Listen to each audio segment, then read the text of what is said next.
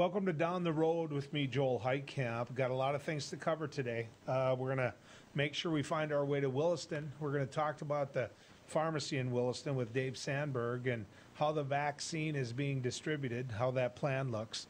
Mark Rarick's going to join us. He's with the North Dakota State High School Activities Association. He's one of the directors and the vice president of the board, so we'll get a chance to visit with Mark. And what that's all about is the fact that certain fans, certain parents, certain whoever are doing a pretty ridiculous job of being fans. And so that's going to be a real struggle because of the fact that they could shut down fans being at the games, period.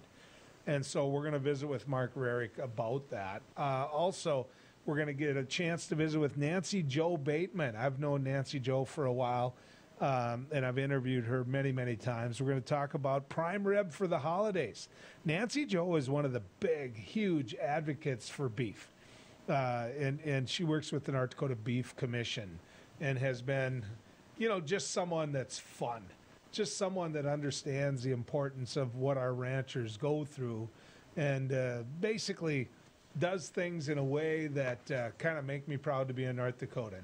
So that's a real huge thing for me. Now, obviously a lot of people looking at vaccine distribution and looking at how they can make sure that it runs smoothly and it runs in their areas the way they want it to run and who gets it first. And there's been a lot of that debate going on. We now know that there's 2 different vaccines that are making their way out there. We now know that when you look at it, one of the things that people have wanted the most was to get those frontline workers, those healthcare workers that are right there. They're in the room. We need them in the room, and there's been a shortage of. We want them to be vaccinated.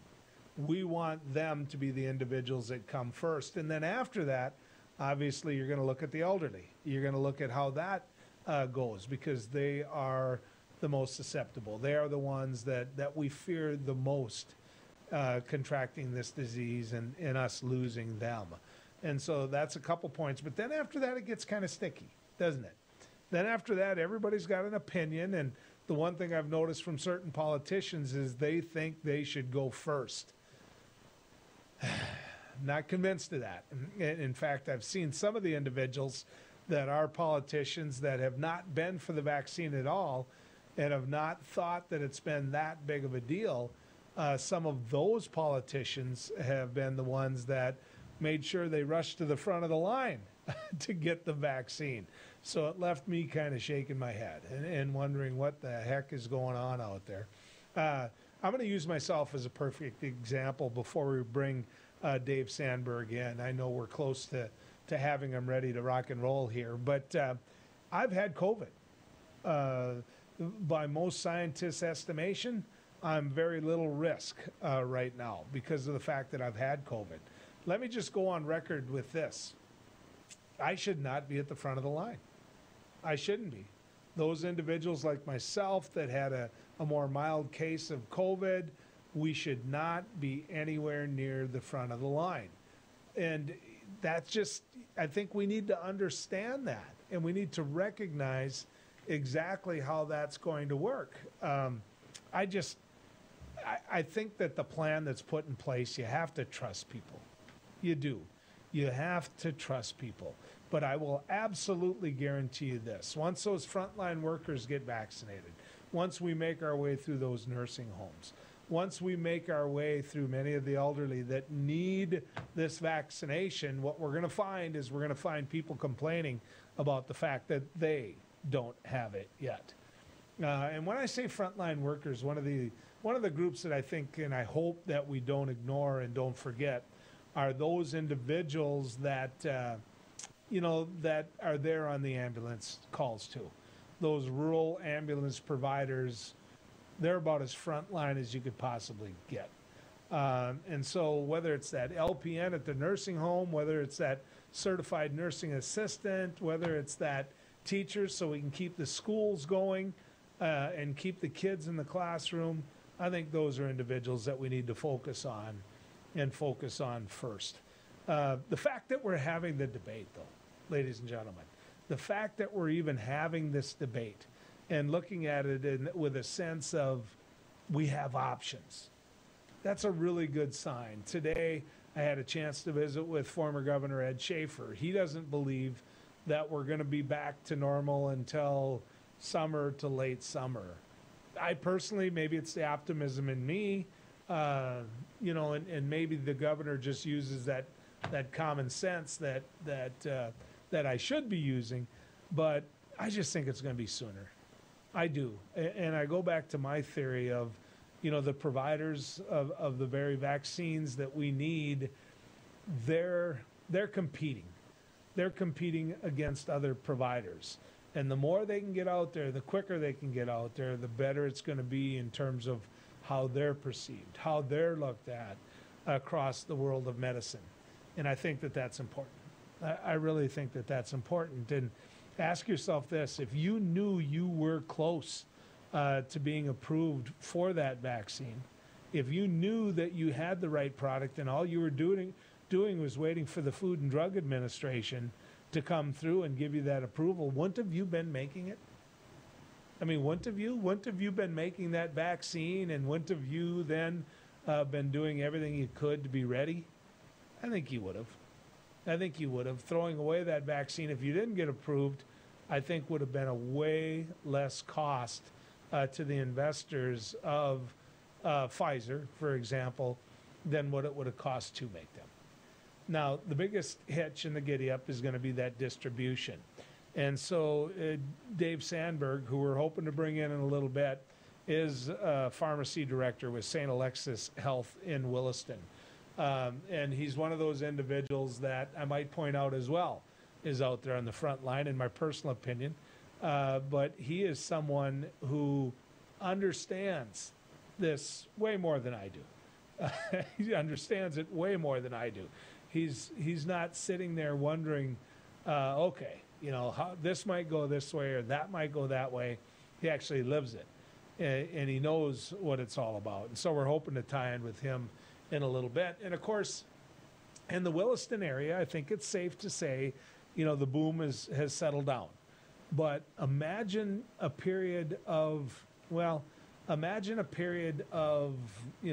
wildcatting, where you're sitting there and you're seeing a lot of people move into the area and move out of the area and really be in a position where you don't know a lot of those faces, but you also don't know who those faces are being around.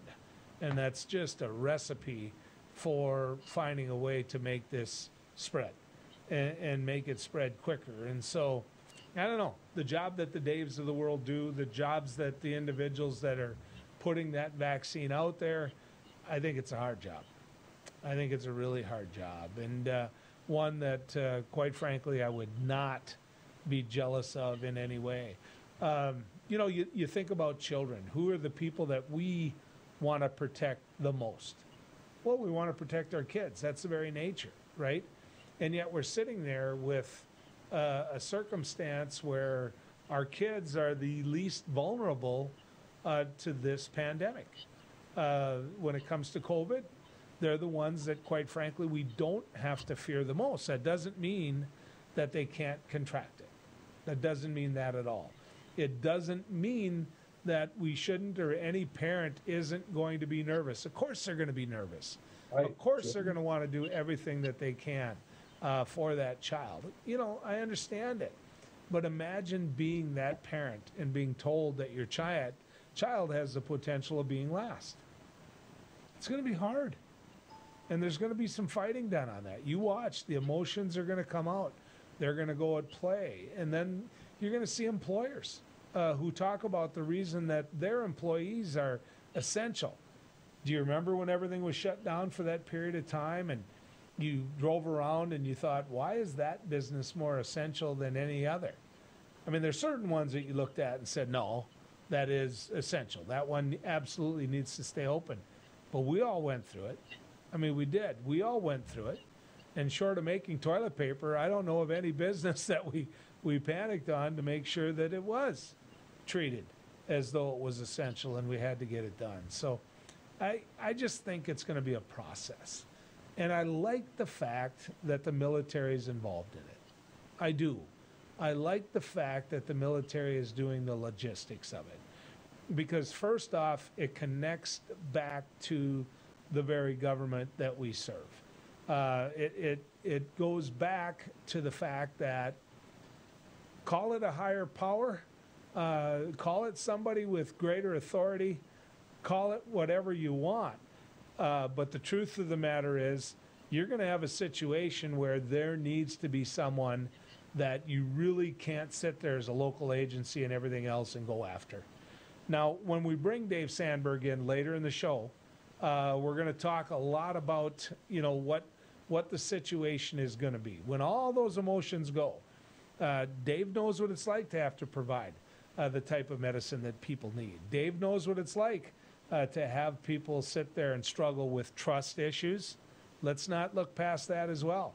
The fact that there are many individuals out there that do not trust this vaccine, unfortunately. Now, we saw over the weekend Vice President Pence taking the vaccine. I thought that was perfect, absolutely perfect, because there's a lot of people that are going to trust the Vice President. We saw the fact that 3 former presidents, from both sides of the political aisle, have said, you know what, we'll take it. We'll show you that we trust it. And you saw different healthcare providers here in North Dakota and nationwide say, you know what, we'll take it. We want to prove to you that we think this vaccine is real, and we think this vaccine is something that's important enough to show the world that we took, and we did not in any way feel endangered by it. I think that's important as well. I really do. Leading by example, and that needs to happen. So when we come back in the next segment, we're going to get a chance to visit with Mark Rarick. Mark is with the North Dakota High School Activities Board of Directors. In fact, he's the vice president. We're going to talk to him about mask policies.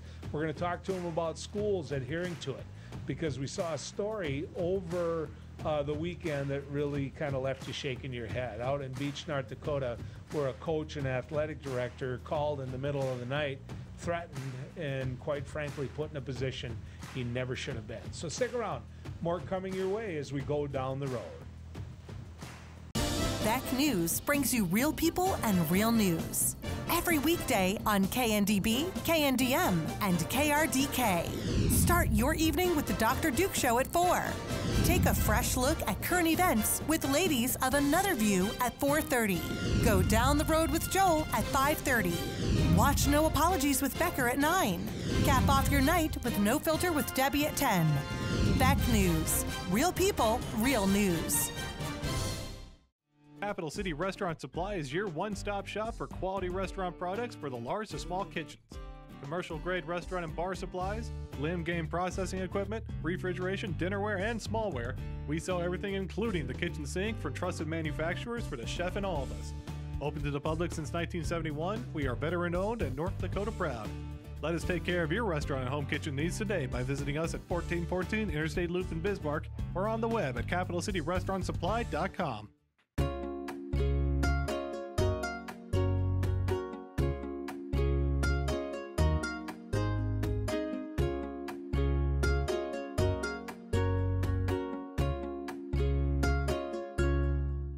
Hi, I'm Dennis Haugen, along with my sons Andy and Mike, and we're showing our support for wind energy in North Dakota.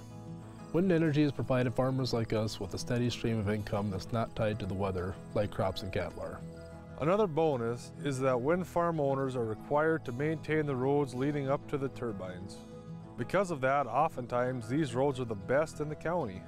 Wind energy is good for landowners, it's good for the land, it's good for our economy, and it's good for North Dakota. For the greatest selection and full menu offering, it's the Four Seasons Restaurant and Ice Cream Parlor in Garrison. Succulent sandwiches, big breakfasts served all day, and delicious desserts.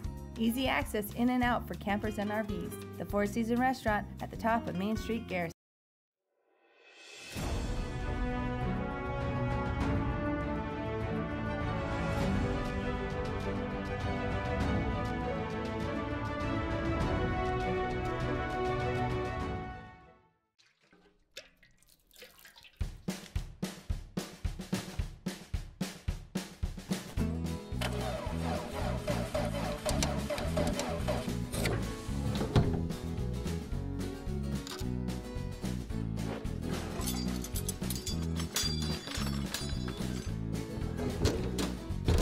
Some things in life are hard. That's why banking shouldn't be. Cornerstone Bank.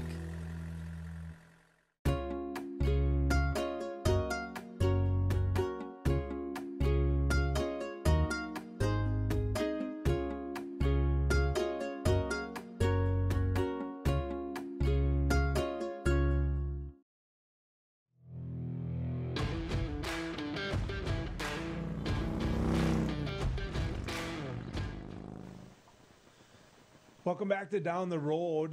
Mark Rarick's going to join us now, and we're going to talk to him. He's with the North Dakota High School Activities Association. He's on the board of directors. In fact, he's the vice president. Mark, good to have you coming down the road with us. Yeah, glad I could join you. Thanks for having me. A lot of things going on, a lot of tough things going on for the State High School Activities Association dealing with COVID. What's it like serving on the board at a time like this? It's probably the election that I've wished I could retroactively lose more than any other election in my life. It's been an interesting 4-year session. The difficulty that I think a lot of people miss is, in Activity Association, our job is to try to essentially flatten the playing field for our kids in sports and activities. And you apply it to what we've got going on recently. It's not our job to interpret health information. It's not our job to interpret science. None of those things. We get our guidelines. We get the opinions of the folks in other state departments, and we try the best we can to apply that to sports. And I think that's been the most difficult thing is, the Activity Association has always been viewed as this large overarching entity that lords over high school sports and decides everything that goes on within it, and that really just isn't the case. We try to make sure things are as equitable as we can, and that's really what's made it difficult moving forward here, because our number one goal has been do whatever we can to get our kids the opportunity to participate, and I think sometimes our goals are misconstrued. We feel pretty good about where we've been so far because we've had kids playing fairly minimal disruptions throughout the course of the year. And so, feedback is, it's easy to come by. Different people have a lot of opinions on a lot of different things, but ultimately we feel pretty good that we've gotten our kids the opportunity to participate. Mark, I think at times, having worked for the high school activities for 30 plus years, I got to tell you, at times, I don't think people understand the structure of it. They look at certain individuals that you employ to do the job. Through the years, obviously, some of those names have changed and new people have been brought in. And quite frankly, I think your staff is, amazing. And I don't work for them anymore, so I get to say that without sounding like I suck up.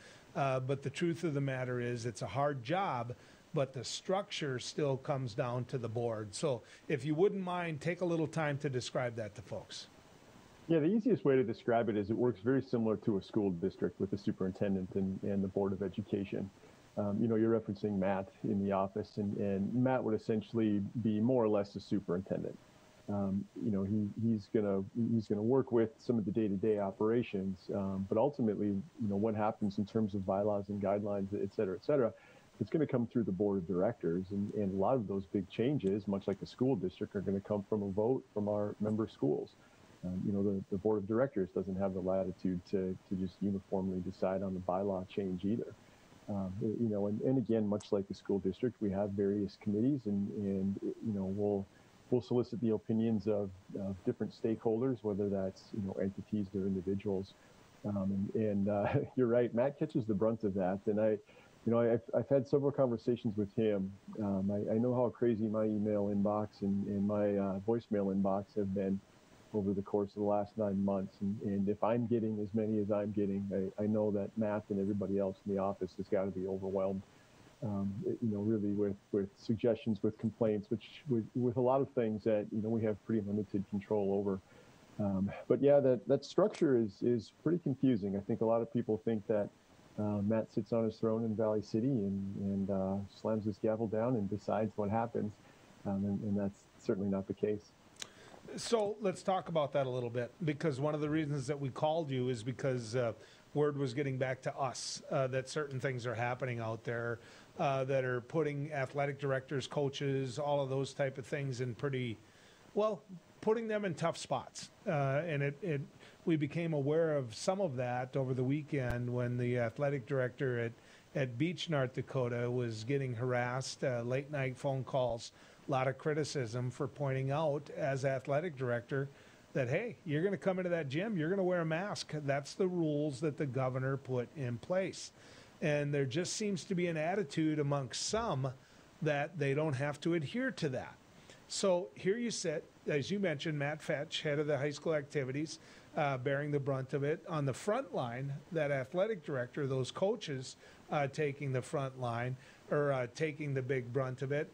I got to ask you this. Since your focus and others with the high school activity has always been on the kids, are you close to even debating whether to shut it down in the stands if this continues? Or, I mean, where do you go from here? Because this could easily turn into, hey, we can't let the season continue on. We can't let it go on. Yeah, it's, the difficulty in just unilaterally shutting everything down is that the majority of our member schools have been great.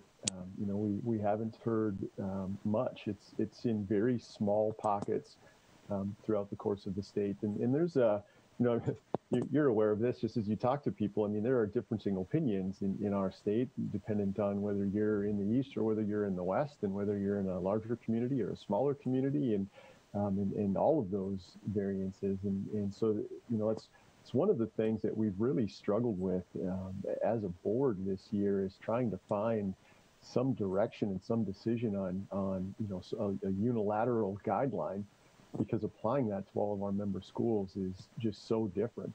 I had seen some of the tweets that you had referenced from Beach and Bowman, and I see that in that corner of the state, and I know we haven't experienced that here, not with adults masking at games.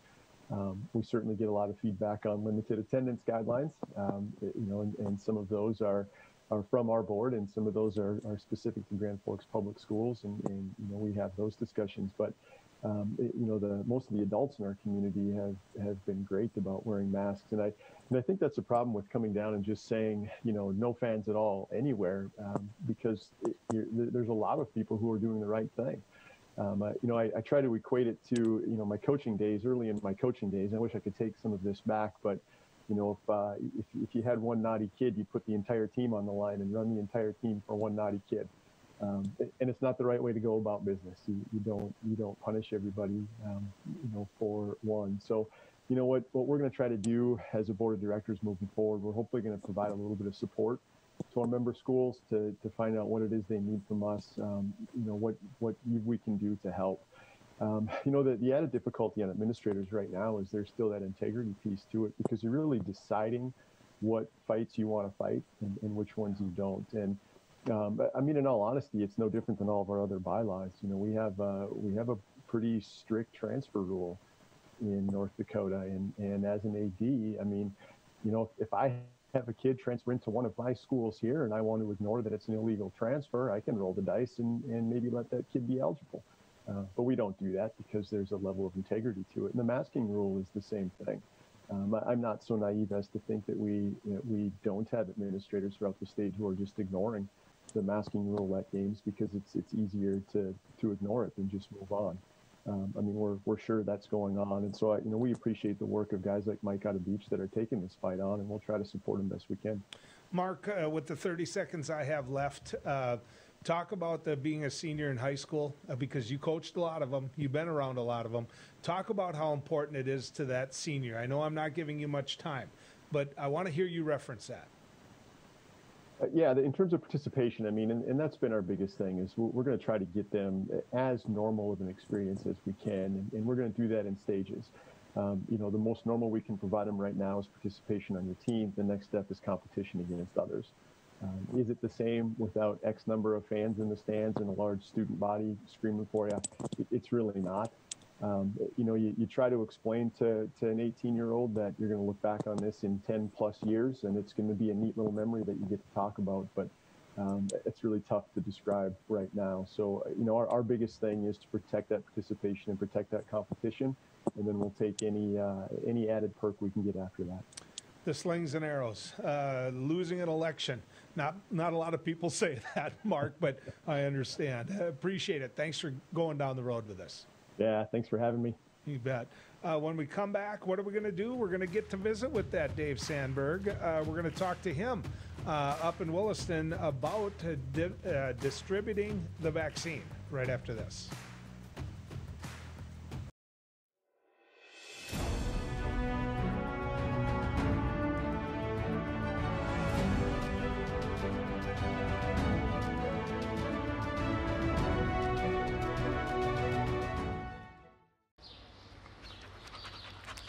Jeez, what a mess. Look at that. There's roof stuff everywhere. It's so embarrassing. Ruins the neighborhood. Come on, humans. Let's get this fixed. Don't let your roof go to the dogs. Call America's Best Contractors for your free estimate. Need a new woof? After checking with the rest, go with the best. America's Best Contractors. 258-2412. Online at americasbestcontractorsincorporated.com. In southwestern and south central North Dakota, on any given day at any given moment, a Dakota Community Bank and Trust customer is logging in or signing on to do their online or mobile banking. We believe that community banking can blend both the past with down-home customer service in-house and the future with modern banking conveniences and technology for our customers anywhere, like here or here, all while honoring our long-standing tradition of community-first oriented banking here at Dakota Community Bank and Trust. My wife was diagnosed with early stage Alzheimer's. We talked about it and we kind of decided we'd be a little bit proactive and try to start making provisions. So we started looking here, and Eventide worked out to be pretty much the perfect answer. I guess I didn't expect it to be so nice. The staff here are terrific. We enjoy it.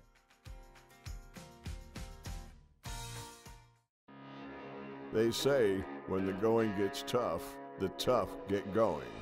At OK Tire, we're here to keep you going. From Firestone tires and replacements to retreads and even Firestone tracks, we have you covered. Our certified Firestone experts are ready to get you back up and running, no matter if you're on site or in the field, saving you time and money. OK Tire, we keep the tough going. Now is the best time to plan for your 2021 farm equipment needs. North Dakota-based Summers Manufacturing is currently offering early order savings. Take advantage of big savings on North America's broadest tillage line, including the Super Kohler Samurai and the innovative VRT Renegade, as well as the best built, best backed land rollers in the industry. Talk to your Summers dealer today or go to summersmfg.com to learn more about early order savings available on all Summers equipment.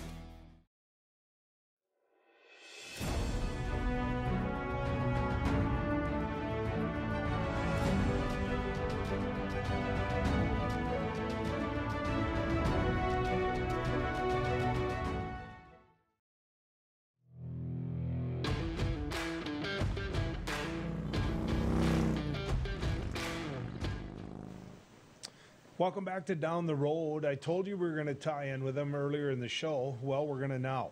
Dave Sandberg, he's the pharmacy director with St. A's, or St. Alexis in Williston, St. Alexis Health. Dave, good to have you coming down the road with us. Thank you. Thank you very much. Good to be here. You know, about 2-3 years ago, did you ever think there'd be this much attention? You didn't have an easy job then, but now, Dave, it's gotten a lot tougher. No, I never thought this would happen ever in my pharmacy career, but it's good to be on the front lines and seeing another tool in the toolbox coming down the road. Did it surprise you that it came this quick?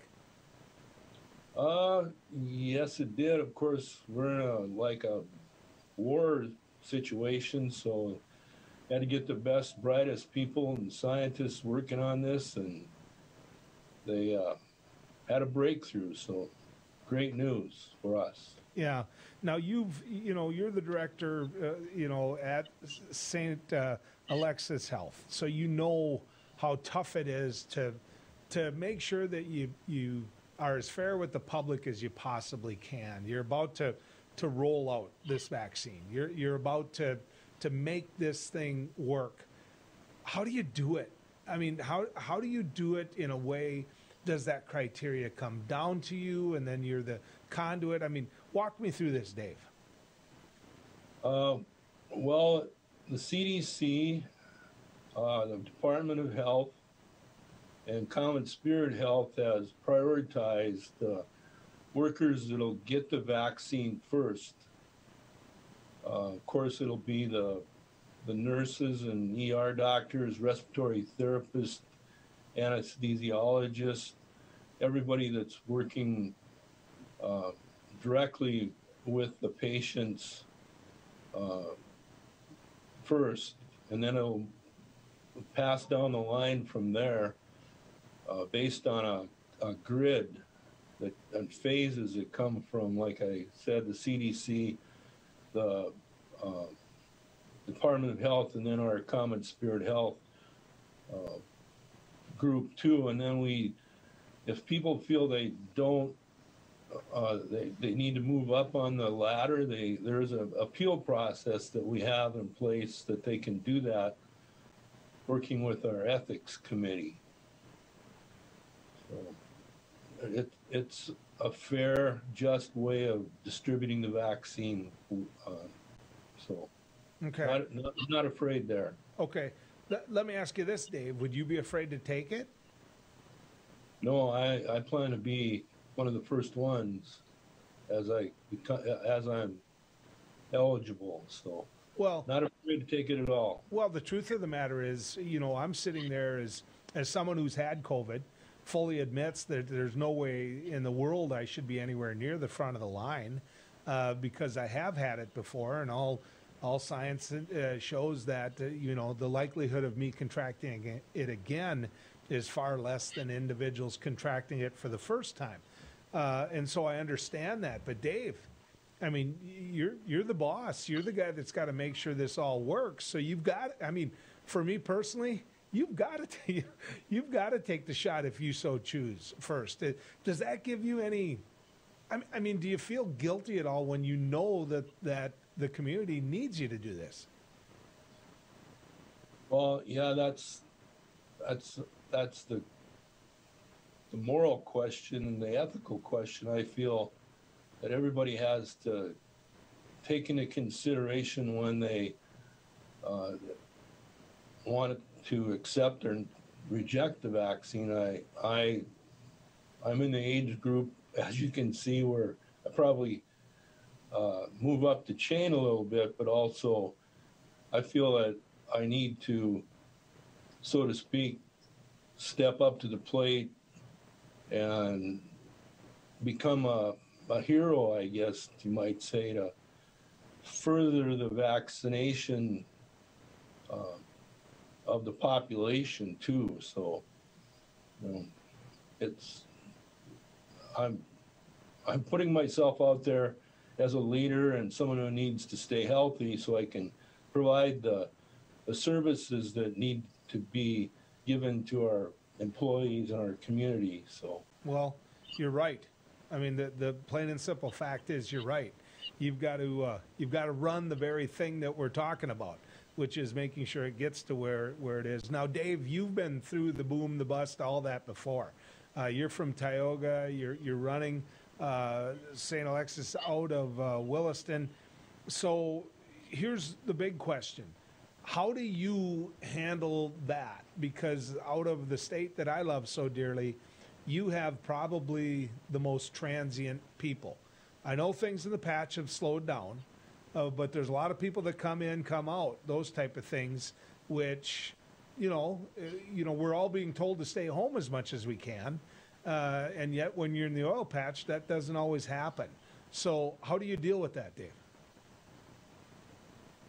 Well, you think about it, and truck drivers that are taking the vaccine to the hospital so we can give it, they're heroes. The people that are in the oil field, they need to be protected to get the energy we need to provide the fuel to get the trucks to get the vaccine. So it's just a cascade effect, and I can't wait to have everybody get vaccinated, but right now the way the situation is, we have to get these healthcare workers vaccinated so we can keep the beds open so we can help people live, I guess, and get back to normal and have some hope. So you've seen the stress that healthcare providers can go through. You know what it's like to be that or to see that frontline nurse in the COVID unit and going to work every day where any other person would be not sleeping the night before because of fear. I mean, I'm sorry, but they are right there on the front line and not getting the sleep probably they need to get, because you and others need to get as many hours out of them as what you can. To see relief on their face. So you must see some of that as they get the help that they need in terms of the vaccine. I mean, is that going to be kind of one of those times when you take a step back and say, good, at least for me as an administrator and somebody who runs, a facility like this, at least I get to take a step back and know that my workers are safe? Yes, that's a very good statement. That you can see the hope on their faces. Yeah, I don't doubt it. I don't doubt it one bit. I can't imagine. You know that I'm married to a healthcare provider, but nowhere near what you need. I mean, my wife is right now working out of our basement, and you wouldn't put her down as somebody in the front line. But to be a husband or a wife of that frontline worker, you'd be so anxious to see them get the shot. 30 seconds left, Dave. What would you want to tell anybody right now who's listening and viewing us that says, I'm not going to take the shot? What would you tell them? I'm just going to quote our Common Spirit Health leader that just sent us. Our next act of heroism for our nation will be to change the trajectory of this pandemic by accepting the COVID-19 vaccine and championing them with others. We will get through this. We will hug again. Hugs from the heart with themselves help the healing we all need. You're good people. You're really good people. Thanks what you do for the state of North Dakota and the community you serve. I appreciate you coming on. Thank you. When we come back, Nancy Jo Bateman, you want to talk about an advocate for beef? You're not going to find a better one. I have known Nancy Jo in many different capacities through the year, and it's the holidays. I'm eating beef too. Let's visit with her right after this. Howdy folks, it's a Caroline Cafe. I reckon it's time you're due for a hearty meal. So saddle up for the day with one of our Hey Boston breakfast homemade soups. Fill your grill at our salad bar, sink your teeth into our famous Caroline burger and barbecue ribs. Top it off with spoon-rattling pie with a cum roll that's sure to put a smile on even the toughest outlaws. Shake the dirt off the boots each night and warm up with the gang. Tell them about it, Stacy. I can't wait to see you at the county line. Since opening in Hebron in 1940, Dakota Community Bank and Trust has been your hometown bank. Our mission has been to provide modern banking convenience with old-fashioned hometown service. We've grown with the communities we serve through year-round events, countless sponsorships, and nearly 7,000 hours of volunteering each year. Learn more about our 80-year history at dakotacommunitybank.com. Jeez, what a mess. Look at that. There's roof stuff everywhere. It's so embarrassing. Ruins the neighborhood. Come on, humans. Let's get this fixed. Don't let your roof go to the dogs. Call America's Best Contractors for your free estimate. Need a new woof? After checking with the rest, go with the best. America's Best Contractors. 258-2412. Online at americasbestcontractorsincorporated.com. For the greatest selection and full menu offering, it's the Four Seasons Restaurant and Ice Cream Parlor in Garrison. Succulent sandwiches, big breakfasts served all day, and delicious desserts. Easy access in and out for campers and RVs. The Four Seasons Restaurant at the top of Main Street, Garrison.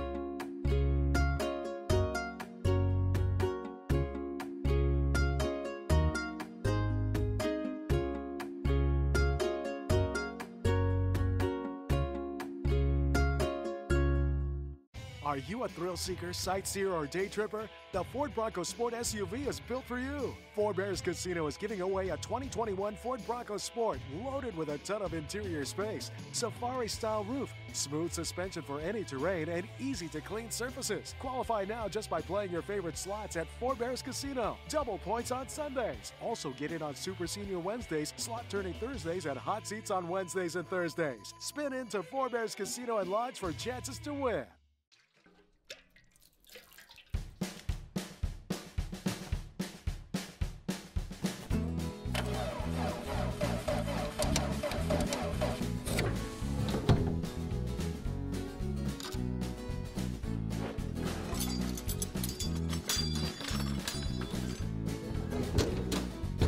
Some things in life are hard. That's why banking shouldn't be. Cornerstone Bank.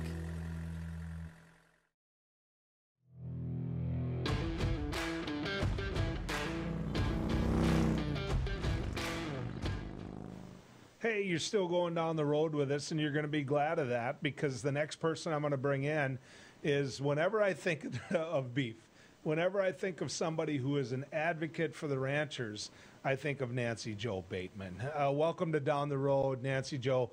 Good to have you on. I'm glad to be here, Joe. Just thanks so much for the invite. She runs the North Dakota Beef Commission, and of course, she and I, through the years, have visited many times. And Nancy, what should we have this holiday? Well, there better at least be some beef for dinner somewhere. I give you my word, there'll be some beef for dinner somewhere. If you just had to be generic, you know, you hear about turkey, you hear about ham, you hear about all that. What generic cut of beef do you see at most kitchen tables? For the holidays, for or the just holiday? in general? I can tell you For what holidays, it is at my place. It's prime rib. Well, it's prime rib. Yeah. Tenderloin. Prime rib and tenderloin are this is a huge high demand time for both of those different cuts of beef. They're a little bit special. They're not something that we all go and buy just for a dinner, you know, in the middle of the week. So it's exciting though, because I think what I have found over all these years with consumers is that they want to do prime rib or tenderloin, but it's a little bit intimidating, not because it's hard to cook, because they paid a significant amount of money for that really high-end cut. And honestly, they are the two easiest cuts of beef to prepare, next to probably throwing a steak on the grill. Okay, well, walk me through that, because I've goofed them up before. And maybe it's because I just didn't pay attention, but walk me through. I'm going to cook there's going to be a prime rib this Christmas, so tell me what to do. Well, first of all, visit with your butcher or the meat manager at your grocery store. I personally would recommend at least a choice grade prime rib, because if you're going to go to the effort, you want to really have that tender, well-marbled cut of beef. And then, there's not anything super magic about how you season it. If your family just likes salt and pepper, you're in great shape, and that'll be perfect on it. For my family, what we usually do, and this is kind of Nancy's recipe, I guess. I take darn near a handful of chopped garlic, and I rub across the entire prime rib, of the faces of the meat, the underside, the fat side, everything like that. Get a really nice garlicky flavor on there, because that's going to just that savory taste is just going to blend so well with the beef. And then for seasonings, you can mix up, garlic powder, salt, pepper, paprika, things like that. There are a lot of companies that already do that for you. And so we just use a good seasoning salt that's got some of those herbs and spices in it, and generously coat that prime rib with that seasoning herb, spice, salt mix. Salt, to me, is something you have to have with prime rib. Salt goes with beef. It's a marriage made in heaven, I guess. And I don't have high blood pressure or reasons to worry about sodium content, so there's an adequate amount of salt on ours. But I just coat it really well with that seasoning blend. And, again, the top, the bottom, on the sides, everything, I got to start talking with my hands here because I get excited about eating it. So you've got it seasoned, and if you've got one that has the rib bones still in it, you're in great shape. You don't even need a roasting rack in the bottom of your cooking pan. If you have a boneless ribeye roast, you'll want to make sure you've got some kind of a roasting rack, or you can even make a makeshift one, which is super easy. And what we're trying to do is get that roast up off from the moisture in the bottom of that pan. We don't want it simmering in that juice that's going to naturally accumulate in the bottom of the pan. We want to roast it dry heat. That means don't add any moisture, don't add water, and don't cover it. So don't do those three things, and you're 80% of the way there. So no water, no any kind of moisture in there, and don't cover it to begin with. And if you don't have that roasting rack, take some tin foil and just kind of make a snake out of it, probably about an inch around, and then just kind of zigzag it in the bottom of your pan and set the roast on top of that. That'll get it up off from the bottom of the pan out of those juices. Okay, so now we're ready to go in the oven. I start mine with a preheated oven at 500 degrees for 15 minutes. And you want to set a timer for that so you don't overdo it. But that gives that fat side, which is on the top side of your roast, a chance to sear. That fat starts to caramelize, and it just creates a tremendous amount of additional flavor. And then you're going to have that little crispy crust on the top when you're all done that everybody's going to want to just cut into and actually include with their bite of beef. So 500 degrees for 15 minutes. Then I turn mine down to about 325. That might be a little bit lower than some recipes. They'll consistently say 350. But I like giving that little bit of wiggle room with my prime rib because you don't want it to get done too soon. It'd be easier if, you know, okay, if you were going to try and eat at 6. If it's not quite up to temperature yet, you're going to have a beautiful Christmas dinner or Christmas holiday type event, have another glass of wine, visit a little bit longer, wait till it's perfect, and then put it on the table. And so 325, we've got a great roasting timetables for all of your listeners. All they have to do is go to our website, ndbeef.org/holiday, and they will get to a special holiday page. They can also go to our national website, Beef It's What's for Dinner, and find out anything and everything they want about that. Nancy, I want to talk about, and this is a great thing about not being on screen at the same time you are. I'm writing notes just like I'm trying to stay eligible for football in high school here. But I want to talk. You went from 500 to 325 degrees. You had it on the rack. I get that. How long do I let it sit once I take it out? Okay, perfect. Well, you're going to need one more little tool in your kitchen before you worry about taking it out, and that's a meat thermometer. So you want to have, well, preferably an oven-proof meat thermometer, or you can have a quick read one. They're probably only a $2 investment at most any grocery store. And you want to check that temperature. 145 degrees is considered medium rare. It can be a little lower than that too. You want that roast to come out of the oven at least 10 degrees before you reach that 145 degrees. And then you want to just set it on the top of your stove or on a oven-proof rack of some sort on your counter. Tent it with some tin foil. Now, don't wrap it because, again, we don't want moisture to accumulate. You just want to, you know, kind of keep that heat in there a little bit. So tent it with some foil and then let it rest for at least 15 minutes.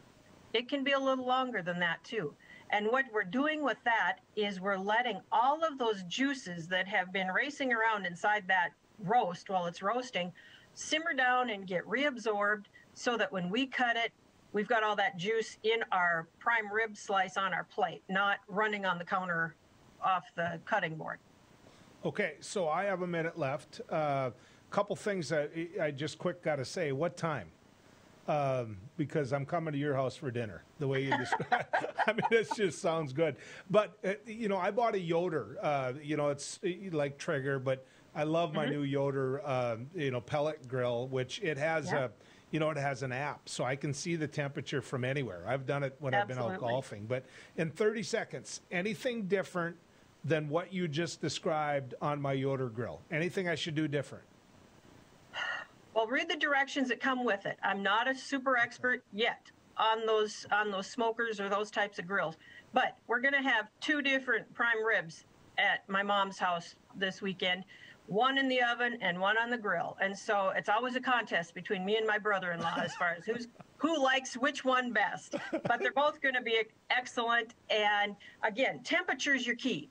Make sure that you pull it off at least 10 degrees before that final temperature.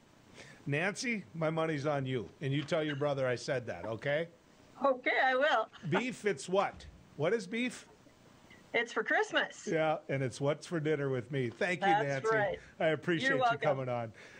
You bet. When we come back, some closing comments.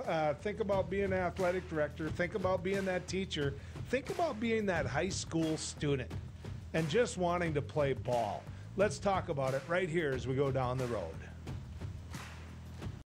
Howdy, folks. It's a Caneline Cafe. I reckon it's time you're due for a hearty meal. So saddle up for the day with one of our Hey Boston breakfast homemade soups. Fill your grill at a salad bar. Sink your teeth into our famous Caneline burger and barbecue ribs. Top it off with spoon-rattling pie with a calm roll that's sure to put a smile on even the toughest outlaws. Shake the dirt off the boots each night and warm up with the game. Tell them about it, Stacy. I can't wait to see you at the county line. Hi, I'm Dennis Haugen, along with my sons Andy and Mike, and we're showing our support for wind energy in North Dakota. Wind energy has provided farmers like us with a steady stream of income that's not tied to the weather like crops and cattle are. Another bonus is that wind farm owners are required to maintain the roads leading up to the turbines. Because of that, oftentimes these roads are the best in the county. Wind energy is good for landowners, it's good for the land, it's good for our economy, and it's good for North Dakota.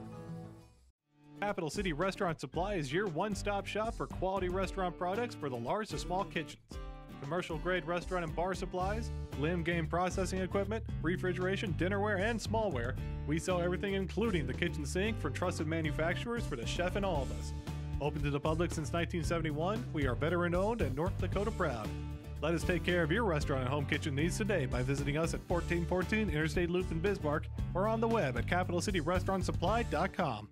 My wife was diagnosed with early stage Alzheimer's. We talked about it and we kind of decided we'd be a little bit proactive and try to start making provisions. So we started looking here, and Eventide worked out to be pretty much the perfect answer. I guess I didn't expect it to be so nice. The staff here are terrific. We enjoy it.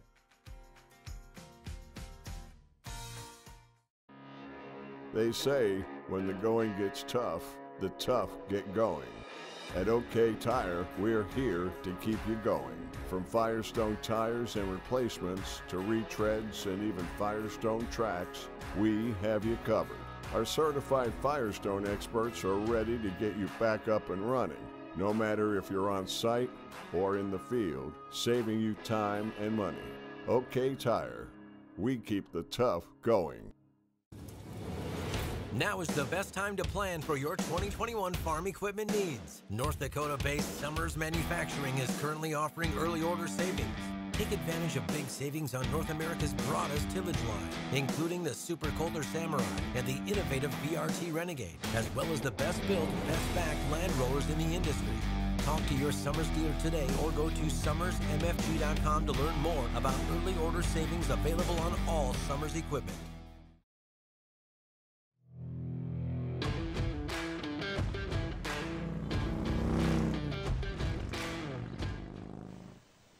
So this is our last trip down the road for this episode. I have to ask you, what makes you so special, right? What makes you so special that you can take a high school athlete who's been working out? They've been running laps, they've been running crushers, they've been sitting there doing whatever they can to be able to play ball this winter, right? They've been working out way more than you have, but you're special.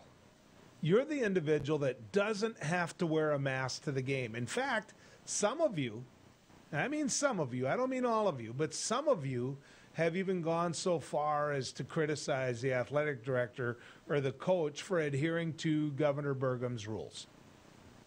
So I know I'm speaking to a very small minority of you, but there is some of you that I'm speaking to. Put yourself back in that senior in high school shoes. All they want to do is play their senior year ball. That's all they want. On today's show, you heard from the North Dakota High School Activities Association.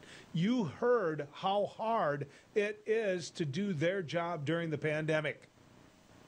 It's incredibly hard. And they want to find a way to make sure that these kids have a season. That's all they want. The kids are the priority, not you.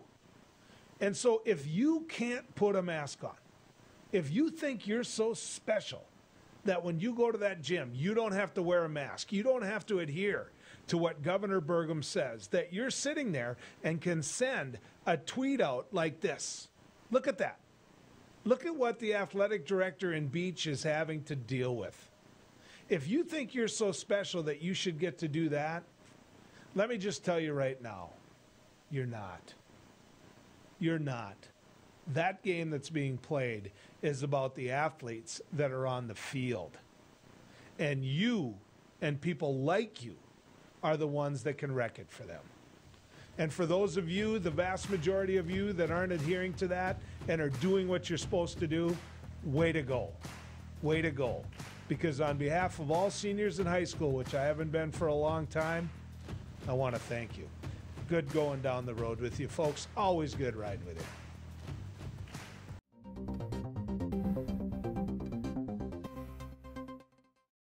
Beck News brings you real people and real news.